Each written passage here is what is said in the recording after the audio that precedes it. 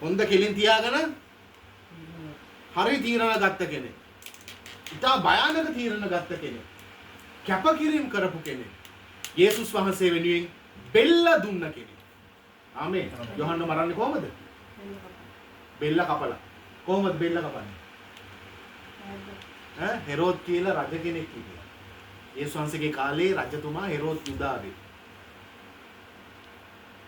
මම ලස්සන දිනවනේ වීඩියෝ එක දාන්න යන්නේ. මේ හෙරෝද් පාටියක් තියෙනවා. පාටියක් තියලා එයාගේ පාටියට නටන්න එනවා. එයාට පොඩි සම්බන්ධයක් තිබ්බ වෙන ගෑනු කෙනෙක් එක්ක. එයාගේම මල්ලිගේ. පොඩි සීන් එකක් තිබ්බා. මේක යොහන් හෙරොඩ්ට කියලා තිබ්බ මොනවාද? තෝගේ සහෝදරයාගේ ගෑණි කියන් ඉන්නවා පර බල්ලා. හැමෝටම මේක කියන්න පුළුවන්ද? රජතුමාට ඇඟිල්ල දික් කරලා කියනවා යොහන් තෝගේ සහෝදරයාගේ ගෑණිව තියන් ඉන්න පර බල්ලෙක් කියලා. හැබැයි පොරට ඒක එච්චර සීන් එකක් නෑ. හැබැයි නටන්න එනවා එක කෙල්ලෙක්. දැන් ඔක්කොම රජ පාටියක්. හරි? මේ රොයල් පාටියක්. මේකේ අර කෙල්ල නටලා ඉවුනාට පස්සේ හෙරෝද් දැන් ඩ්‍රින්ක් එකක් දාලා ඉන්නේ. මොනවද ඔබට ඕනේ? මගේ මොනවද කෙල්ලේ ඕනේ? ලස්සනට නැටුවා. දැන් මේ අනිත් රජවරු ඔක්කොම මගේ යාළුවෝ සතුටු වුණා. ඔබට මොනවද ඕනේ? ඩග්ගාලා මේ දුව ගිහිල්ලා අම්මගෙන් ඇහුවා අම්මේ මොනවද ඕනේ කියලා අහනවා. අම්මා කවුද? අම්මව තමයි අරු කියන්නේ. අම්මා කියනවා යොහන්ගේ බෙල්ල ඉල්ලපන්. කාගේ බෙල්ලද? යොහන්ගේ බෙල්ල. ඒ වෙනකොටත් යොහන් හිරගෙදර. ඇයි? එයා මුන්ට විරුද්ධව කතා කරන නිසා එයාව හිරේ දාලා තියෙනවා. මොකද කරන්නේ? යොහන්ගේ ඔළුව කපලා තැටියක දාලා ගෙනල්ලා දෙනවා දුවට. එයා නටපු තෑග්ග මොකද්ද? යොහන්ගේ බෙල්ල. ආමෙන් කියනවා. මේ වගේ නියම බුලට් එකක් තමයි යොහන් කියන්නේ. මම යොහන් ගැන දැන් ටිකක් පටන් ගැම්ම කියලා. මම අවසානය ගැන කිව්වනේ පටන් ගැම්ම කියලා ඉන්නවා. අපි ලූක් 3 වෙනි පරිච්ඡේදයේ මම කියවන්නම්. ඔයගොල්ලෝ පෙරලා ගන්න. හැමෝම උනන්දුවෙන් ආගන්න. මේක ඔයගොල්ලන්ට ආශිර්වාදයක්. යොහන් කියන්නේ පූජක පරම්පරාවෙන් පෙළපතකින් එන කෙනෙක්. කවුද? පූජක පෙළපතකින්. ඒ කියන්නේ පූජකයෝ කියන්නේ කවුද? ලෙවීවරු. ලෙවීවරු විතරයි පූජක පෙළපත. මේ ලෙවීවරයෙක් තමයි යොහන් කියන්නේ. එතකොට යොහන්ගේ තාත්තා කවුද? හොඳ මිනිස්සෙක්. එසේ මෙසේ මිනිස්සෙක් නෙමෙයි. එයාගේ අම්මා තාත්තා ගැන බයිබලයේ අපි බලනවා නේද? ලූක් දෙවෙනි පරිච්ඡේදයේ වගේ මම හිතන්නේ එයාගේ අම්මා තාත්තා ගැන කියනවා මොනවද කියන්නේ? මාරම ධර්මිෂ්ඨයි. අම්මයි තාත්තයි. දවසක් යොහන්ගේ තාත්තා සුද්ධස්ථානයට ගිහිල්ලා පූජාවක් සුවඳ දුම් ඔප්පු කරනකොට දේවදූතෙක් ඇවිල්ලා කියනවා ඒගොල්ලෝ වයසයි දරුවෝ නෑ. එයාට ඇවිල්ලා කියනවා ඔබ පුත්‍රයෙක් ඔබට ලැබෙන්න යනවා. එයාට යොහන් කියලා නම කියන්න යනවා. ඒක වෙනම කතාවක්. වෙන දවසක මම කියලා දෙන්නම් අම්මයි තාත්තයි ගැන. එලිසබෙත් සහ නේද? අම්මගේ නම එලිසබෙත්, තාත්තගේ නම සෙකරියස් මොනාරි නේ? මටත් මතක නැහැ. හොඳ ධර්මිෂ්ඨ මිනිස්සු. එතකොට දේව මාලිගාවට ගිහිල්ලා පූජා ඔප්පු කරන්න හැමෝටම බෑ. එයා ලොක්ෙක් වෙන්න ඕනේ. හැමෝටම සුද්ධ ස්ථානයට යන්න බෑ. අති සුද්ධ ස්ථානයට යන්න පුළුවන් උත්තම පූජකයාටත් විතරයි. මෙයා ගිහිල්ලා පූජා ඔප්පු කරන ගමන් තමයි මෙයාට දෙවනන්සේ කියන්නේ මේම දෙයක් වෙන්න යනවා කියලා. දැන් යොහන් කවුද? ලොකු පාස්ටර් කෙනෙක්ගේ පුතේ. ලොකු පරිසිවරු කියන්නේ කවුද? පාස්ටර්ස්ලා. ලොකු පාස්ටර් කෙනෙක්ගේ. දේව මාලිගාවේ තාත්තා සේවය කරන්නේ. පුතා. අපි බලමු දැන් පුතා ගන්න යන තීරණ. පුතා කොයිද ඉන්නේ කියලා. මේ බලන්න. පොන්තියුස් පිලාත් යුදේ ආණ්ඩුකාරයවද? පිලාත් කවුද? යුදේ ආණ්ඩුකාරයව ඉන්නවා. හොඳට ආගන්න මම මේවා හැමතැනම දෙන්නේ නෑ. මේවා මෙතන විතරයි. පොන්තියුස් පිලාත් යුදේ ආණ්ඩුකාරයවද? හෙරෝද් ගලීලයේ අධිපතියවද? ඔහුගේ සහෝදරෝ පිලිප් ඉතුරියටත් ත්‍රකෝනිස් නම්ලත් පළාතටත් අධිපතියාවද ලුසානියස් අබිලේනියට අධිපතියාවද අන්න සහ කායිෆස් උත්තම පූජකයාවද සිටි කාලෙහි ඒ කියන්නේ උත්තම පූජකයා කියන්නේ අන්න සහ කායිෆස් කියන්නේ දේව මාලිගාවේ උත්තම පූජකයෝ ලොකු පාස්ටර්ස්ලා දේව ගැතිවරු ප්‍රොෆෙට්ලා බිෂොප්ලා මේ වගේ ලොකු තනතුරු දරනවා රජවරු රජ තනතුරු දරනවා ආණ්ඩුකාරවරයෝ අය තමන්ගේ තනතුරු දරනවා ලොකු තැන්වල පුටුවල ඉඳන් ඉද්දී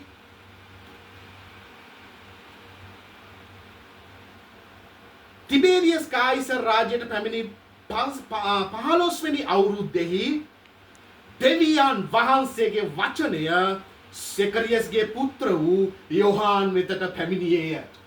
ආමෙන්. ආමෙන් කියනවා. ආමෙන්. ඔක්කොම තමුන්ගේ තනතුරු දරාගෙන රාජකීය පුටුවල ඉඳගෙන ඉද්දි මිල තමන්ගේ තනතුරු වල පාස්ටර්ස්ලා තමන්ගේ පාස්ටර්ස් පුටුවේ ඉඳන් ඉද්දි දෙවියන් වහන්සේ කතා කරනවා වනයේ ඉන්න යොහන්ට. ආමෙන් කියනවා. තේරෙනවද? ඇයි දෙවියන්වහන්සේ යොහන්ට කතා කරන්නේ? යොහන් තීරණයක් ගත්තා මම මේ ඔක්කොම අතහැරලා ගියේනවා කියලා. ආමෙන් කියනවා. තමන්ගේ තනතුරු තාත්තට පස්සේ ඊළඟ තනතුර කවුද ලබන්නේ? පුතා යොහන්. යොහන් තමයි ඊට පස්සේ පූජකයා. දේව මාලිගාවේ පූජා ඔප්පු කරන්න යනවා. එයාට ලොකු තනතුරු ලැබෙන්න යනවා. එයාට යුනිෆෝම් එක ලැබෙන්න යනවා. එයා පාස්ටර් කෙනෙක් හැටියට ඉන්න යනවා. මිනිස්සුන්ට ගරු කරන්න යනවා. අනේ යොහන් පාස්ටර් කියන්නේ යනවා. ලොකු තනතුරක්. එයා කියනවා, එයා තීරණයක් ගන්නවා. මේ හිස්සු වැඩකට නැති තනතුරු සියල්ල මම අතහැරලා මම දෙවිඳුන් වෙනුවෙන් වනයේට යන්න යනවා කියලා. ආමෙන් කියනවා. ආමෙන්. කී දෙනෙක් ඔබ කැමතිද? ආමෙන්. කී දෙනෙක් කැමතිද දෙවියන් වහන්සේ වෙනුවෙන් සියලු තනතුරු ලොකු සීන් අතහැරලා වනයේට එන්න? එහෙනම් දෙයනස් ඔබට කතා කරන්න යනවා. ආමෙන්. මේවා ලේසි නෑ පුතා. මේ පද දෙකට මේවා තිබ්බට මේවා අමාරු කැපකිරීම. යොහන් මේ වගේ තීරණයක් ගන්නකොට යහළු ඇවිල්ලා කියන්නේ ති යොහන් උඹට පිස්සුද? උඹ තමයි ඊළඟ පාස්ටර්. උඹට තමයි මේ තනතුර ලැබෙන්න යන්නේ. කියලා කියන්නේ නැද්ද? අම්මයි තාත්තයි පිස්සුද? උඹ එහෙම බෑ. සභාවේ ඉන්න ඕනේ. ඊළඟට උඹ තමයි පාස්ටර් වෙන්න යන්නේ. කියලා කියන්නේ නැති. ඒ වගේම ඒ දේව මාලිගාවේ ඉන්න අය පූජකවරු. යේසු පිටයි. ඒ වඩෙන්නේ. දෙවෙන්නේ. ඉස්සුද දෙවනසිගේ කිසිම මඟ පෙන්වීමක් මට නෑ ඔයා යන්නේක ගැන. ඔයා ගියොත් ඔයා අනා ගන්නවා කියලා කියන්නේ නැද්ද? ඔයා ගියොත් ඔයාට කෙල වෙනවා කියලා යොහන්ට කියන්නේ නැද්ද? අනිත් පූජකවරු. කියන්නේ නැති කියලා මම හිතනවා. අපි නිකන් හිතමු බයිබලේ හැමදේම නෑ අපිට මොලයක් දීලා තියෙනවනේ. හැමෝම කියන්නේ නැති එපා කියලා. හැබැයි යොහන් කොන්ද කිලින් තියන් තීරණයක් ගත්ත මොකද්ද? මේක අතහැරලා මම යනවා වනයේට. ඇයි? ඒ වෙනකොට දේව මාලිගාව අමු පිස්සු කෙලිනවා. හොඳ නැද්ද? උන් තනතුරු උන් තමන් මාර දැන් පරිසිවරුන්ව තිබ්බේ මොනකටද? ආත්මික ජීවිත හොයන්න එවකට හිටපු අයගේ. ඒ කියන්නේ දැන් යුදෙව්වන්ගේ ආත්මික පැත්ත දැන් ඔයා යුදෙව්වෙක් නම් පරිසියෙක් ඇවිල්ලා අහනවා මොකද? රනිදු බයිබල් කියවනවද? යාඥා කරනවද? එහෙමයි. ඒගොල්ලෝ ඉන්නේ ආත්මික පැති හොයන්න. හැබැයි උන් මොකද වෙලා තියෙන්නේ? උන් දෙවියන් වහන්සේත් එක්කම කිසිම ගනුදෙනු ඒ කියන්නේ උන් විවස්ථාව ආරක්ෂා කරනවා. දසින් කොටස දෙනවා. දේව මාලිගාවේ අවශ්‍ය සියලු වැඩ කටයුතුත් කරනවා. ඒගොල්ලන්ට දීලා තියෙන වගකීම හරියටම කරනවා. තනතුර හරියටම කරනවා. යුනිෆෝම් එක ගහගෙන ඉන්නේ. එයාට දීලා තියෙන්නේ මේක නම් එයා ඒ තනතුර කරනවා. ඒ වැඩේ හරියට කරනවා. හැබැයි මොන තනතුර කරත් මොන විදියට උන් වචනේ තියෙන විදියට ජීවත් වුණත් උන් කොච්චර වචනේ දැනගෙන හිටියත් උන් දෙවියන් වහන්සේව දැනගෙන හිටියේ නෑ. ඒක තමයි යේසුස් වහන්සේට කිව්වේ අන ගහන්න කියලා. යේසුස් වහන්සේ ඇවිල්ලා කිව්වා මම තමයි උඹලගේ විවස්ථාවේ ගැලුම්කාරයා. උන් මොනවද කිව්වේ? මොනවද කිව්වේ? ගහන්න යන. ඇයි? අපි ඉගෙන ගන්න ඕන දෙයක්. බයිබලයේ දැනගත්තට වැඩක් නෑ දෙවියන් වහන්සේව දන්නේ නැත්තම්. ඔයගොල්ලෝ කොච්චර යාඥා වලට ගියත් පල්ලි නෙමෙයි මොන ලොකු පල්ලි නෙමෙයි මොන පල්ලියකට ගියත් වැඩක් නෑ දෙවියන් වහන්සේත් එක්ක නැත්නම්. ආමේන්. අපි අල්ල ගන්න ඕනේ දෙවියන් වහන්සේ. යෝහාන් අල්ලගත්තා. කාවද? දෙවියන් වහන්සේ. ඇයි අල්ලගත්තේ? එයා කැප කරා. එයා තැහැරියා. කනතුරු එපා. ඊළඟට මට කවුරු ගෞරව කරත් නැත. අපි හැමෝම බලන්නේ ගෞරවයනේ ඕද නැද්ද? අපි ආසයිනේ අප්පා. නේ චර්ච් වලට ගියාම ඉතින් පාස්ටර්. President pastor. කවුද ආන්නේ? Sister president. අම්මේ හරි සතුටුයි ඔබ දැක්කම. වා වර්ෂිප් කරා දේව දූතෙක් වගේ කොහමද දැක්කේ ස්ටේජ් එකේ. කවුද ආසන්නේ? යෝහාන් පයින් ගැහුවා එවලට. ආමෙන් කියනවාද? ආමෙන්. පයින් ගහන්න. පාවුල් ඉන්නවනේ. මේකට චූට්ටක් මම පාවුල් අල්ලගෙන යනවා. පාවුල් යනවා එක ගමකට. කුමාරංචේ කියන්නේ ගියා මෙයා දර ගොඩක් මේම එකතු කරනකොට සර්පෙක් අතේ ඉන්නේ. හැමෝම කිව්වා. උන්න දැන් මැරේ. පාවුල් මොකද කරේ සර්පය ඇල්ලිච්ච ගම. මුතු අම්මෝ කියලා ගෑ ගහන්න දිව්වද? නෑ මොකද කරේ පාවුල්? ගිනි ගොඩට ගැස්සුවා. ආමෙන්. සර්පයව මේම ගිනි ගොඩට ගසලා යාගේ වැඩේට ගියා. කරන්න ඕගොල්ලෝ. කරන්න. සර්පයා ගසන්න. ආමෙන්. සර්පය යතේ එන්නේ පුතා. ගසලා යන්න වාගේ ගම. ආමෙන්. මං කියන එක තේරුණාද? ඒ නිසා යෝහාන් වගේ අපිට කොන්ද කියනෝනේ. අපි ඉල්ලන්න ඕනේ දෙවියන් වහන්සේගෙන් ස්වාමීනි අපිට ඒ ශක්තිය දෙන්න. මේ බලන්න. ස්වාමීන් මොකද්ද දැන් මෙයාට දෙන වැඩේ? යෝහාන්ට දෙන වැඩේ මොකද්ද? ස්වාමීන් වහන්සේගේ මාර්ගය පිළියෙල කරව්. උන්වහන්සේගේ මාවත් සමතලා කරව්. ආමේන්. මෙන්න ඔබගේ වගකීම අද. ඔබට තියෙන මට තියෙන අද මේ වර්තමානයේ ඔබේ මගේ වගකීම මොකද්ද දන්නවද? ලොකු පල්ලි හදාගෙන සෝදාගෙන කෑ ගහගෙන ඒවා කරනෙවුම් කරගත්තා. ඔබගේ මගේ වගකීම තමයි ස්වාමින් වහන්සේගේ මාර්ගය හදන එක. ආමෙන්. මොනකටද? මොන මාර්ගයද? මේක රහසක් ආ. යෝහාන් කාගේ මාර්ගයද හැදුවේ? යේසුස් වහන්සේගේ මාර්ගය. යේසුස් වහන්සේ එන මාර්ගය නේද? අපි දැන් හදන්නේ මාර්ගය. ඕද නැද්ද? යේසුස් වහන්සේ එනවා. ආමෙන්. අපි දැන් මේ යෝහාන්ගේ වැඩේමයි අපිට තියෙන්නේ. යේසුස් වහන්සේගේ පළමු පැමිණීමේ මාර්ගය යෝහාන් හැදුවා. දෙවනි පැමිණීමේ මාර්ගය අපි හදන්න යනවා. ආමෙන්. ආමෙන් කියනවාද? ආමෙන්. ඒක තමයි අපේ වගකීම. ඒක කරන්න නම් යේසුස් වහන්සේගේ මාර්ගය හදන්න නම් අපි මොනවද කරන්න ඕනේ? අතහරින්නත් වෙනවා සමහර දේවල්. ආමෙන්. සමහර දේවල් අතහරින්න වෙනවා. සමහර අමාරු දේවල් මේවා ලේසි කැපකිරීම නෙමෙයි. උන්වහන්සේගේ මාවත් සමතලා කරව. මාවත සමතලා කරව. සෑම මිටිතෙන් පුරවනු ලබන්නේය. සෑම කඳුසාහෙල් පහත් කරනු ලබන්නේය.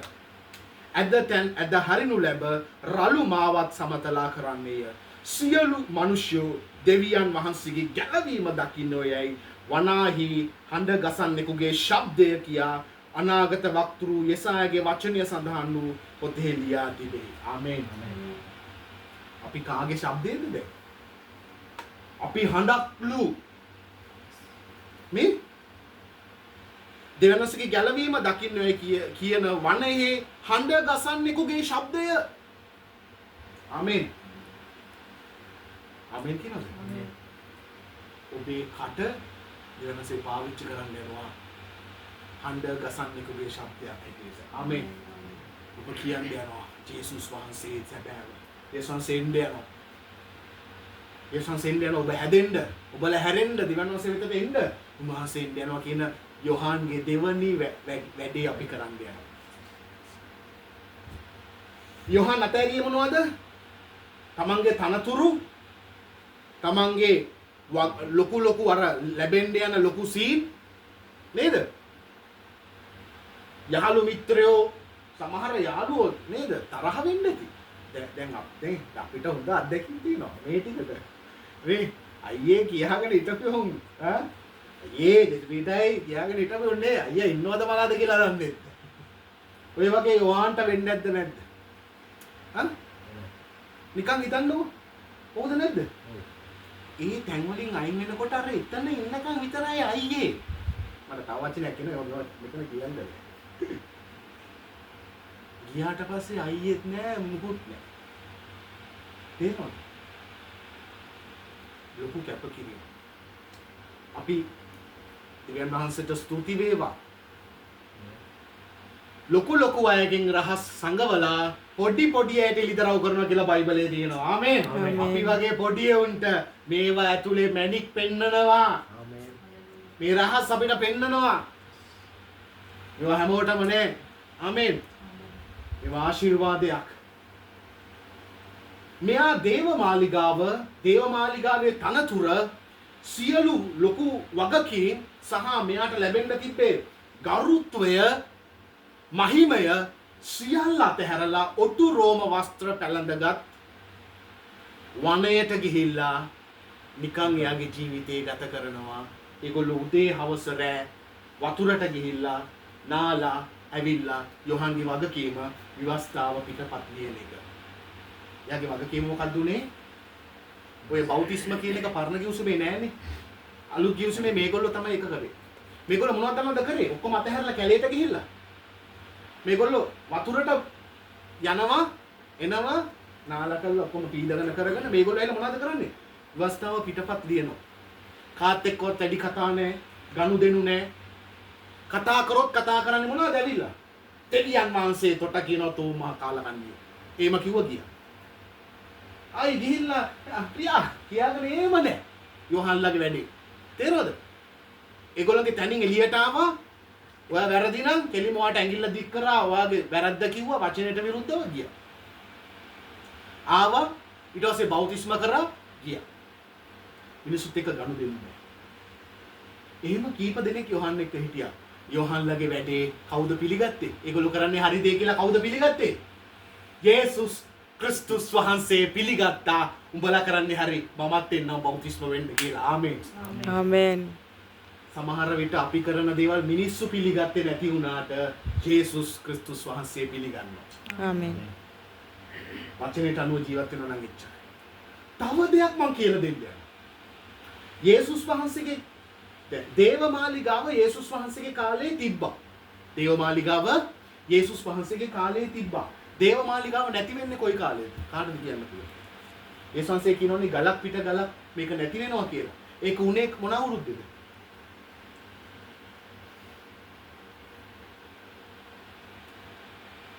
ඔන්න බයිබල් ඔන්න මේ බයිබල් කොලේ ගියාලු අර පන්ති ගියාලු මේ පන්ති ගියාලු කියන්න බලන්න. දේවමාලිගාව මුළුමනින්ම රෝමවරු ඇවිල්ලා විනාශ කරලා දැම්මේ මොන අවුරුද්දේද? ක්‍රිස්තු වර්ෂ 70.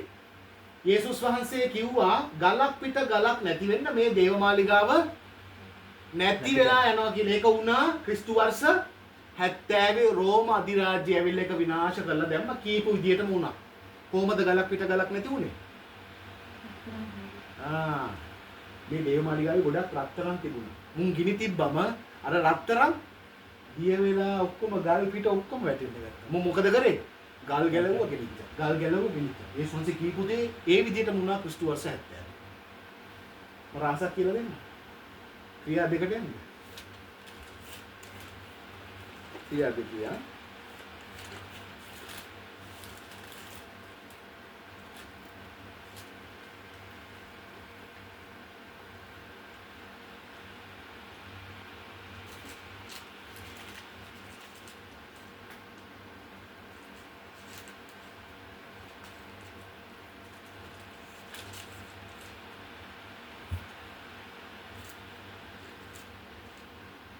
තෙල්ලගමු.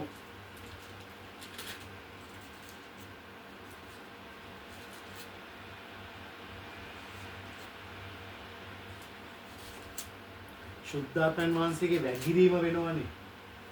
ඒක කොච්චර ලොකු දෙයක්ද? ශුද්ධාත්මයන් වහන්සේගේ වැගිරීම තමයි සභාවේ පටන් ගැනීමේ ප්‍රධාන ලකුණ. ආමේන්. ශුද්ධාත්මයන් වහන්සේගේ වැගිරීම වෙනකොට මම මේක අහලා නැහැ කොයිවත් ප්‍රථම වතාවට මෙතන කියන්නේ. ආමේන්. කාගෙන්වත් අහපු දේශනාව නෙමෙයි. ප්‍රථම වතාවට මෙතන කතා කරන්නේ දේවයන් වහන්සේගේ කරුණාවෙන්. ආමේන්. ශුද්ධාත්මයන් වහන්සේගේ වැගිරීම වෙනකොට දේවමාලිගාව තිබ්බද නැද්ද? නැහැ. තිබ්බා. ශුද්ධාත්මයන් වහන්සේගේ වැගිරීම වෙනකොට දේවමාලිගාව තිබ්බා. ක්‍රිස්තු වර්ෂ 70 වෙනි දේවමාලිගාව නැති වෙන්නේ. එතකොට මේක යේසුස් වහන්සේ ඔසවාගෙන ටික දවස් 50කට විතර පස්සේ තමයි මේ සිදුවීම වෙන්නේ. එතකොට යේසුස් වහන්සේ ඔසවාගන්නේ ක්‍රිස්තු වර්ෂ කීයද? 33 වගේ. යේසුස් වහන්සේ අවුරුදු කීයද ජීවත් වුනේ? 33. ක්‍රිස්තු වර්ෂ 33. 34ක් කියන්නකො 35ක් කියන්නකො. එතකොට තාම දේවමාලිගාව තියෙනවා. ඒ ආගමික වැඩ කටයුතු වෙනවා. පාස්ටර්ලා තමන්ගේ වගකීමක් කරනවා. දේවමාලිගාව කියන්නේ ලොකු තැනක්. ප්‍රධානම දේ. ශුද්ධාත්මයන් වහන්සේගේ වැගිරීම වෙන්නේ කොහෙද? දේවමාලිගාවේද? කියවන්න බලන්න පුතා. ක්‍රියා දෙකේ දෙවෙනි පරිච්ඡේදයේ පළවෙනි පදේ පළවෙනි පදේ දෙවෙනි පදේ උඩට කියන්න කවුරු හරි ලස්සන කටහඬකින්. තවද පෙන්තකොස්ත දවස පැමිණි කල ඔවුන් සියල්ලෝ එක තැනක රැස්ව සිටියෝය.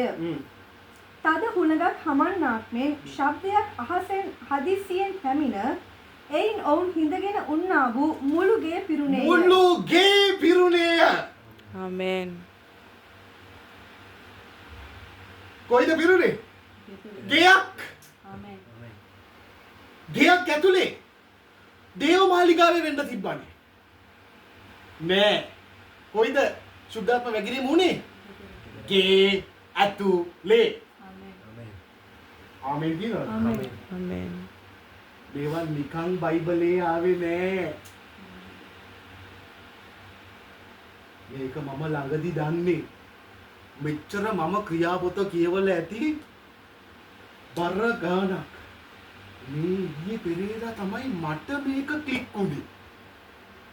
අඩේ ශුද්ධාත්මයන් වහන්සේගේ වැකිරීම වෙන්නේ ගෙයක් ඇතුලේනේ.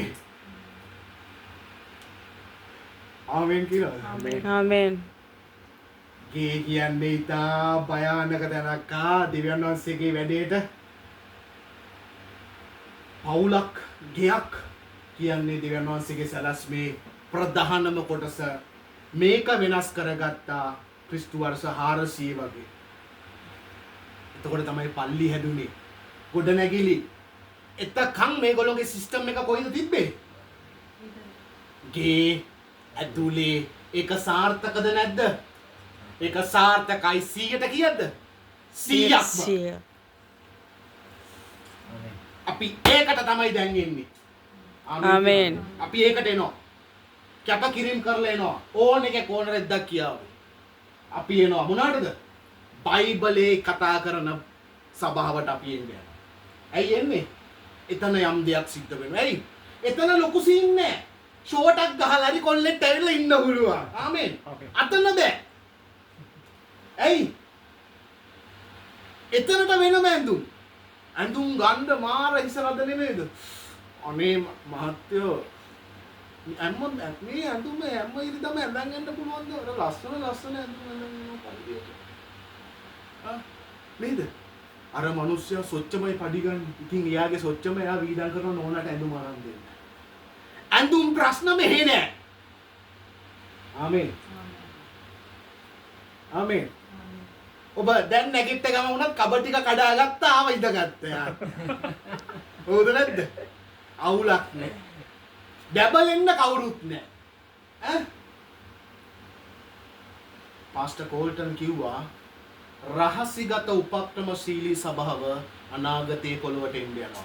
ඒක දැන් ඇවිල්ලා තියෙනවා. ඒකේ එළිදරව් අපිට දීලා තියෙනවා දෙවන්නස්. ආමේන්. අපි කවුද? අපි නිකන් බොරැල්ලේ වනාතේ කුඩු ගගා හිටපෙවුන් අපි. අපි වගේ මිනිස්සුන් අරගෙන දෙවියන් වහන්සේගේ රහස් කියලා දෙනවා. ආමේන්. ආමේන්. ආශිර්වාදය. ඒක ලොකු ආශිර්වාදයක්. අපි සත්ත පහකට වැඩක් නැති වුන් ඉදී.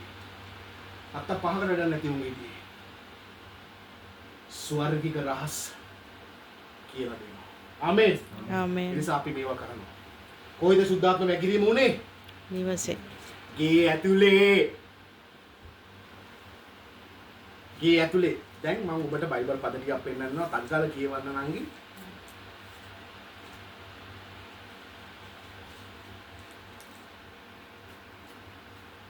ඕගොල්ලොත් මෙතනට ඇවිත් යන එක නෙමෙයි.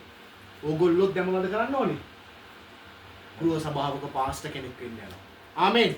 ආමේන්. ඕගොල්ලොත් ගෘහ සභාවක් පටන් ගන්නවා. ඒකේ පාස්ටර් හැටියට ඕගොල්ලොත් වැඩ කරන්න යනවා. ඒක තමයි සැලැස්ම. මම ඕගොල්ලන්ට එන්න සතියේ මම මේ පොතේ හෙව්වේ පාස්ටර් බොංගි චෝයි කියලා කොරියාවේ. මේ පොත මට හම්බුන්නේ නැහැ. මම මේ පොත ඔයගොල්ලොත් එක්ක බෙදා ගන්නම්. එයා තනික ගෘහ සභාව ගැන කතා කරන්නේ. ලෝකේ ලොකුම සභාව.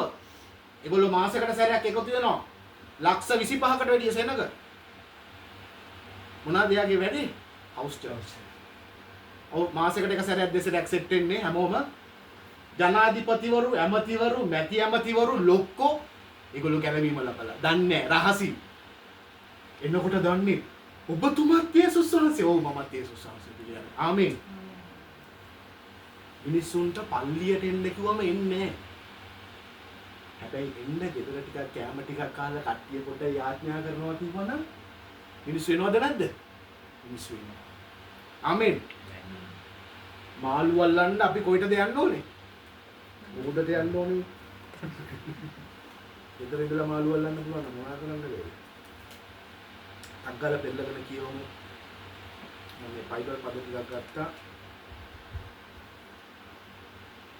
රෝම 16:5. පියුමි පෙරලගන්න රෝම 16:5. 1 කොරින්ති 16:19. රංග පෙරලගන්න 1 කොරින්ති 16:19. කොලොස්සි 4:15 කලන පෙරලගන්න. රණිතුටත් මොනවද කියන්න පුළුවන්ද? පිලෙමෝන් 1:2 පෙරලගන්න.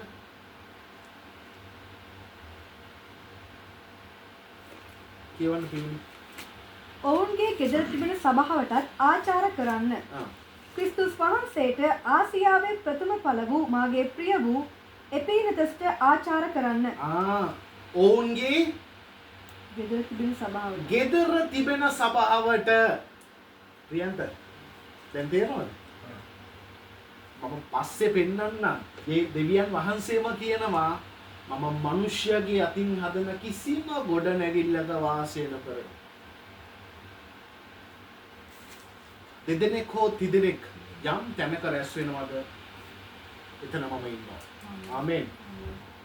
එතන මම ඉන්නවා. ඒ වගේම තමයි යෝහාන් පොතේ අර එක ස්ත්‍රියකට යේසුස් වහන්සේ මේ වතුර ළඟට ගිහිල්ලා වතුර එකක් බොන්න ඉල්ලනකොටත් පොඩි සාකච්ඡාවක් යනවා. ඒවත් පස්සේ කියලා දෙන්න. එතනත් යේසුස් වහන්සේ මාරම රහස් ටිකක් එයාට කියලා දෙනවා.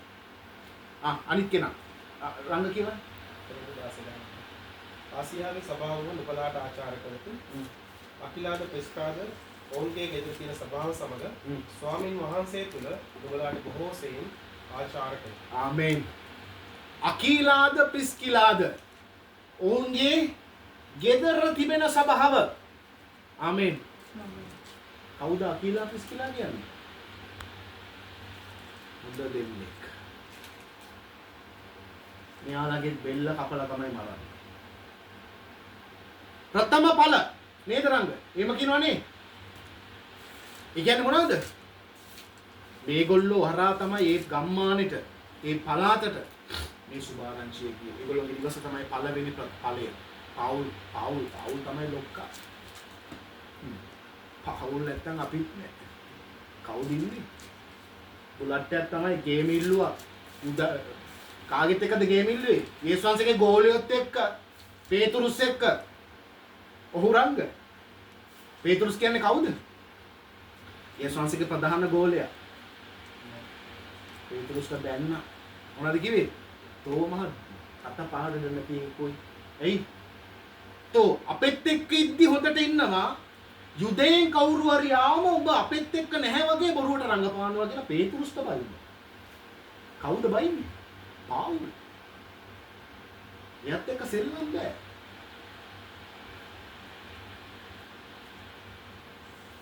එයත් එක්ක සෙල්ලම් බෑ. එයා කෙලින්ම හරියටම එයා ලස්සන්ට ඉන්ජෙක්ෂන් එක දුන්නා. ඒ පැවැත්ම තමයි අද අපිටත් ආශිර්වාදයක් වෙලා තියෙන්නේ. අනිත් කෙනා. රනිදු කමන්නේ ලබන සෙන්සුවල්ද කියවපන්. බයිබල් පදයක් දොප කියවපන්. කොලොස්සි 4 වෙනි පරිච්ඡේදයේ 15 වෙනි පදේ. ලවොදිකේහි සිටින සහෝදරයන්ටත් නිම්පස්ටත් ඔවුන්ගේ ගෙදර තිබෙන සභාවටත් ප්‍රචාර කරපන්. ආමේන්. නිම්පස්ටත් ඔවුන්ගේ ගෙදර තිබෙන සභාවටත් ආචාර කරපන්. ආමේන්. තව කවුද ඉන්නේ? මොකද මේ බයිබල් පදේ නේද? පිලේමෝන් එකේදී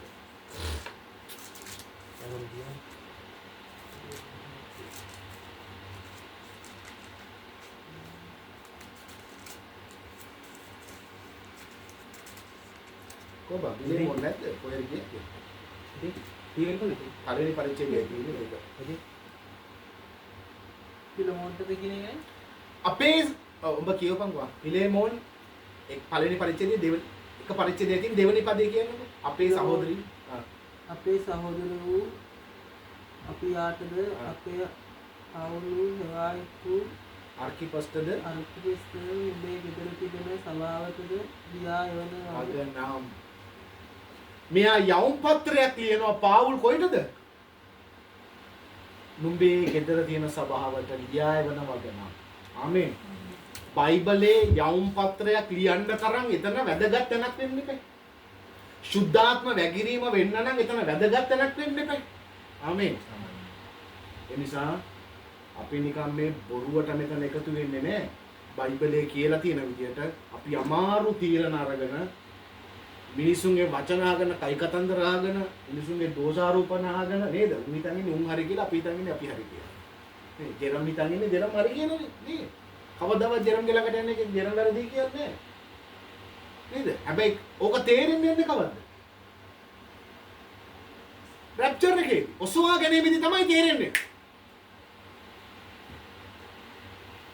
අනාගතනේ කියන්නේ. ඒතකොට chance නෑනේ.